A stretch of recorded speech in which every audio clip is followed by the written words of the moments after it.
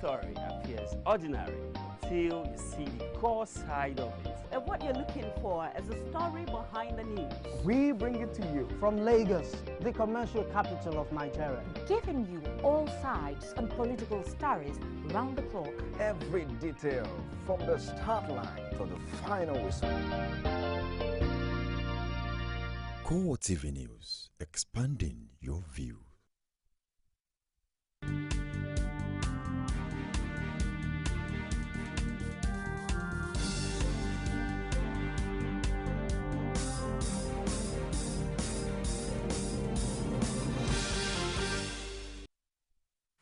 Thank you for joining us again on CoreTV News. I am Frank Omalape, and here are some of the stories we're filing at this time. Minister of Finance Ngozi Okonjo-Iweala says audit report and the $10.8 billion allegedly missing from the coffers of the Nigerian National Petroleum Corporation will be ready in November. Okonjo-Iweala, who is also the coordinating minister for the economy, spoke on the Financial Times Africa Summit 2014 in London on Monday. She said there had been ongoing discussions between the Ministry of Finance and the Ministry of Petroleum Resources on the matter, adding that the huge attention generated by the unaccounted fund necessitated the government to take steps leading to the appointment of PricewaterhouseCoopers to do a forensic audit. The minister said initially it was $48 billion, then $20 billion, but the true figure, she added, is $10.8 billion. On Ebola, the minister said Nigeria needs to be commended for the effort it made at ensuring the index case did not take the illness out of the country and also for containing it. There are strong indications that Nigerian troops have overrun Michika and Gulakim Madagali local government area of Adamawa State. The areas had in the past 1 month been in the hands of the dreaded Boko Haram insurgents. CoreTV News learned that the military are at the moment comfortable controlling Michika, which the insurgents seized on September 7, 2014. However, sources hinted that despite the military bombardment, the insurgents on Sunday night regrouped at the Government Technical College, Michika, with the intention of attacking the soldiers before they were dislodged and chased away. Report indicates that about 200 Boko Haram insurgents have been killed in the latest offensive as Nigerian troops take control of the towns, gaining upper hand in the ongoing war. It added that insurgents who were in their thousands came through Yuba and attacked the Nigerian troops who had already advanced into Michika, but were repelled immediately. Meanwhile, the Adamawa State Acting Governor Amadu Marufintere has commended the efforts of Nigerian soldiers to liberate the 2 local government areas initially under the grip of the militants. And now reports from South Africa shows that Nigeria's National Security Advisor Sambo Dasuki personally signed off the end-user certificate for the recent arms deals involving $9.3 million seized in that country. A South African newspaper, City Press, on Monday reported that it has documents in its possession reflecting that it was the NSA that approved the transaction. It added that the deal, which the Nigerian government has said it was legal, was for the purchase of items ranging from helicopters to unmanned aircraft or drones. Meanwhile, South African officials have seized another $5.7 million for yet another arms deals involving Nigeria. This is the second multi-million-dollar arms deal between the two countries in the past month that has resulted in money being frozen in South African banks. The latest transaction is between Cerberus Risk Solutions, an arms broker in Cape Town, and Société d'Equipement International, said to be a Nigerian company based in Abuja. The deal fell apart after South African outfit, which had earlier received $1 billion in neat account, as Standard Bank tried to repay the money as it could not resolve its registration formalities with South African authorities. This was because its registration as well as marketing and contracting permit expired in May this year. The money was seized after the bank became suspicious when the company tried to pay back the money. The South African authorities, however, say there are no indications that this transaction is related to the previous one, or even though both are still being investigated. And now, as the Adamawa governorship election approaches, the President Electoral Commissioner in the state, Kazim Keindam, says the Independent National Electoral Commission is ready to conduct a free, fair and acceptable election. Speaking exclusively to CoreTV News, Keindam assures residents that all that is needed for the election has already been provided. Materials are 100% on ground. Materials, I mean, the non-sensitive and sensitive materials are already on ground here in Yola. And the non-sensitive materials have been distributed to all the 21 local government areas. We have done staff engagement. We have completed training for the 21 local government areas. Funding for their training, logistics, and their honoraria for the election is 100% with us. We have been holding stakeholder meetings with the political parties, security agencies, civil society organizations. He further explains that both INEC staff in other state and ad hoc staff will be used to prosecute the election. That we expect to use over 13,000 ad hoc staff, and we only have about 300 INEC staff here in Adamawa State. So you can see from that we are, it's not really a completely INEC affair, it's everybody's affair. That is one. Two, we also expect support teams from our neighboring states. Our colleagues from as far as River State are coming to Adamawa State for this election. And I'm expecting not less than 21 commissioners to come and give us support. The commissioner will be in charge of the local government, either national commissioner or electoral commissioner, will man the local government, 21 local governments of the states. And we also expect about 250 electoral officers to come here and man our registration area centers. So actually, politicians should concentrate on identifying very, very good agents and go on campaign based on issues. There's no room for catching corners. So they should really go and canvass for votes from people to ensure that they elect them, because they are going to be very free to select their people. No room for undue influence, no room for rigging, no room for interference. Gaidam insisted only those with permanent voters card will be allowed to vote in the governorship by-election. Only those who have collected the permanent voters card are going to vote. And for the Adamawa North, we have 366,518 voters that are going to use the temporary voters card. We have tidied their register. And the total register that we have tidied for the whole state is 1.5 million. 1,529,636 voters are going to vote for the election. All things being equal.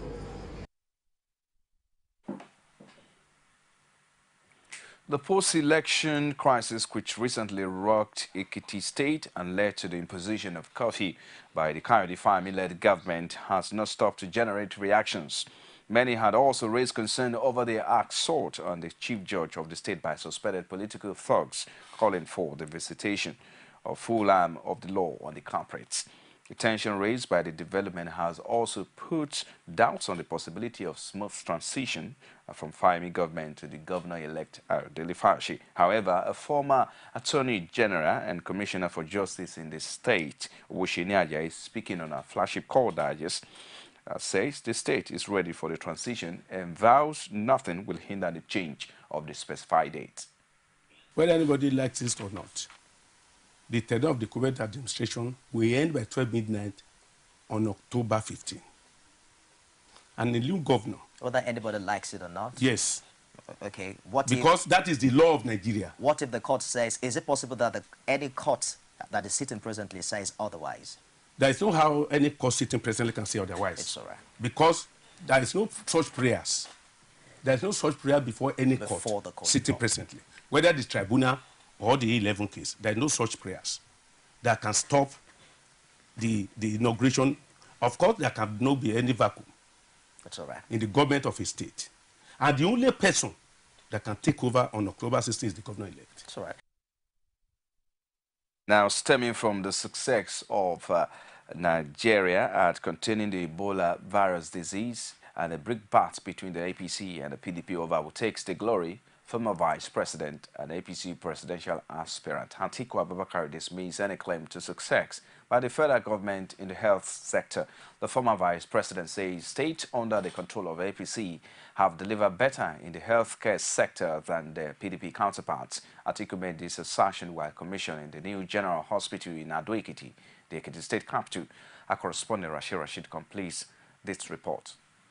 Commissioning the new Obadeji General Hospital in Ado-Ekiti as part of the 4th year anniversary of Kayode Fayeme's government, former Vice President Atiku Abubakar says the federal government should play an advisory role in sectors like health and make states more active in the provision of healthcare to Nigerians. The federal government is too powerful. Our federal government has taken in so much responsibilities. And some of these responsibilities can best be handled by states. One of the sectors that I have always thought the federal government has no business in dealing with is the health sector, other than maybe research, development, and regulatory framework. Ekiti State Governor Kayode Fayeme says the new hospital being commissioned is in response to the yearnings of the need of Ekiti people and show of the government's commitment to their well-being, which he says is the primary responsibility of government. With this edifice, as well as 18 general hospitals around our 16 local governments that have been commissioned also in the course of this 4th anniversary, to let our people know that we are committed to their well-being. We're committed to good health. We're committed to ensuring low maternal mortality, low child mortality, increased life expectancy, committed and virile people in our state. Atiku Abubakar, a presidential hopeful under the APC, never left without a dig at the PDP, while also canvassing for votes ahead of the 2015 general elections, with the venue of the commissioning turned to a mini campaign for the Turaki Adamawa. When you watch your television sets, you can see the difference between us. The television sets are full of transformation propaganda.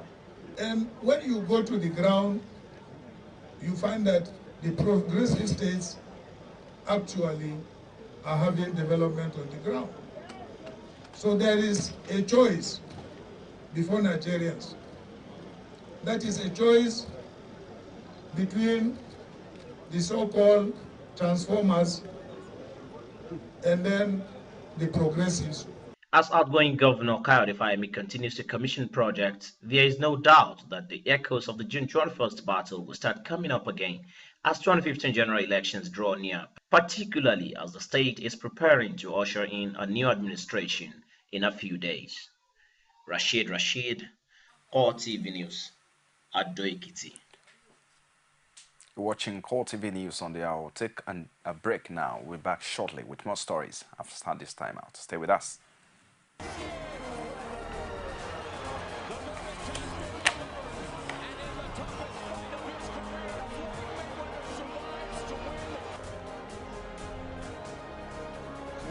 Der Torschütze zum zwischenzeitlichen 1:1. Semenike schickt Musa, da ist Ahmed Musa und da ist der Ausgleich.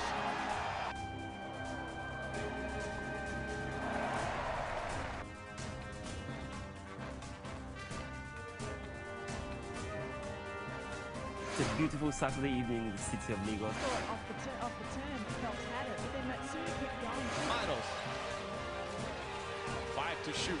Leonard does.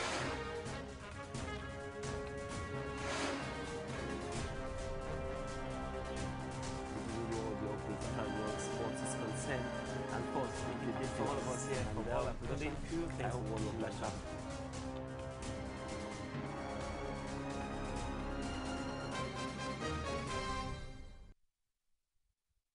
Glad to have you back now. The recent protests by casual workers of Lagos-based air attachment manufacturing company over the death of one of their colleagues has again brought to the fore the rising trend of casual labor force in Nigeria. A chairman organized private sector union, Abdul Karim Motajo, and a legal practitioner, Shiji Aki Soino, are worried over the trend and blame the federal government for not exercising to full effect the labor laws in the country. The easiest way to cancel what we call casual staff entirely in our system is for the Ministry of Labor to do their job. The law said that what they are there for, they do what they call factory inspection. When they do factory inspection, the first thing they ask for, where's your conditions of service? These people will never have a condition of service. I mean, what will be the condition of service when their job is not even permanent? So talking about whether they have medical, but maybe because they know that they are gathering a lot of people together, so they have, but they do, it's not based by law. I see casual workers and contract staff as what we call modern day slavery, or second class citizens in the modern capitalist economy of this world we are in now. So should we allow it to continue? That's the big question now. Because I see this as slavery. You are being forced to work under harsh conditions, no pay, and this. So yeah, you're more or less still like a slave in your own country, in your own backyard. And by foreigners. Yeah, exactly. And so what I think we should do is that the National Assembly and even the NLC should wake up. It's all right. They should wake up. Okay, we can be talking about ASU, ASUP, and other workers in other establishments, other parastatals. The National Assembly should wake up to their responsibility. They should wake up to the responsibility, especially the responsibility actually falls squarely on the shoulders of the NLC. The two analysts were guests on the Tuesday edition of our flagship program called Digest. Away from that now, the deplorable state of roads at the Riverview estate has been a major source of concern for the residents, workers and owners of businesses in the Sherry North Ifo local government area of Ogun State. Our correspondent Emmanuel Ajayi's report is presented from our studios. These residents and workers at the Sherry North Ifo local government area of Ogun State said the poor state of roads within their environs has crippled many businesses and also made life difficult. If we carry 200 blocks from our site, before we go to the main road, we have damages of 20 or 30 blocks. Can't even wash the car. When we wash the car, few minutes just to drive outside, the car will be very dirty. Also speaking on our flagship program called Digest, Chairman Landlords and Residents Association Riverview Estate, Akinde Abayomi says the bad state of the roads within Isheri North, especially Riverview Estate, is a major source of stress for residents and other visitors. We took it upon ourselves to maintain the road filled with laterite, sometimes with stones, and we've been doing that over the years. But with the advent of rainy season, things got seriously bad. As we speak now, in fact, some parts of this road are so bad that small cars cannot even pass through. You need a jeep in order to move, on that road as we speak now. He, however, says efforts made to put the road in good condition so far has not yielded any results. This area, we have a peculiar problem because of the terrain, because of the soil nature here. We don't have good water. As an individual, you cannot sink a successful borehole here. Now, we wrote to the governor about this. He minuted the letter to the general manager, Ogun State Water Corporation. We've been following up. In fact, we said we are going to contribute for them to know, because they were saying, are we going to pay? We're not going to see it as a social service that we are not going to pay for. I said, we are willing to pay. We are going to pay. And to demonstrate our commitment, we task ourselves, we raised over 5 million naira as counterpart funding, so to say. For them to know that we are going to pay. Take this money. We have the money in the account. That we are not looking for free service. We just want the Ogun State Water Corporation, the government, through the Ogun State Water Corporation, to provide us water, no roads. Everything is in complete shambles. He called on the Ogun State government to do more in putting infrastructure in place, devoid of any consideration. It is an obvious fact that Nigerians across the country travel more during a festive period. So it is in Osun, as the Idio Festival witnessed several journeys within the state. The problem this time around is the deplorable state of roads in local communities in the state. Holiday makers who choose to visit their relatives and have to use the road linking Oshogbo to Ilobu as well as Ogbomosho are finding it difficult navigating the popular Ojutu Bridge. Our correspondent Rashid reports the nightmare encounter by motorists and travelers on the link bridge. That is the result of an anomaly of a 10-minute journey from Oshogbo to Ilobu, turning into a 45-minute nightmare. No thanks to the bad state of the Oshogbo-Ilobu-Ogbomosho road. With festive activities still in the air, there is more vehicular movement on the Oshogbo-Ilobu-Ogbomosho road. The popular Ojutu Bridge, a one-carriage bridge, has now made traveling on the road a frustrating experience for commuters as they have to wait for longer than necessary to navigate through, and when tempers flare, commuters may have to wait longer. The intervention of voluntary organizations like the Man O' War and Vigilante Group has gone a long way in helping to regulate movement on the bridge. There is a lot of traffic jams. So we're supposed to assist people who are traveling from Oshogbo to Ogbomosho and Ilorin. I thank God that there's no problem. Area cool and calm. Everything is good and well. And when the commuters get green light for passage, the bridge becomes so congested and looks like one ready to collapse at any time. Commercial drivers and commuters who make use of the road daily lament its present state while calling for urgent repairs, especially the construction of a new dual carriage bridge. The road is in fact, let's say, is condemned now. So even self, if I no drive well, so we condemn their motors. So we are driving small. This road is over 30 years to renew the road. So I need another bridge. So please try to help us to do another bridge. Though the road has been designated as federal road, but this does not matter to teeming Nigerians using the road, as they hope that a government, either the state or federal, would come to their aid and make traveling on the road an experience to look forward to. Rashid, CoreTV News. You're still watching CoreTV News on the hour. We'll take another break now. We'll be back shortly with stories outside Nigeria. Stay with us.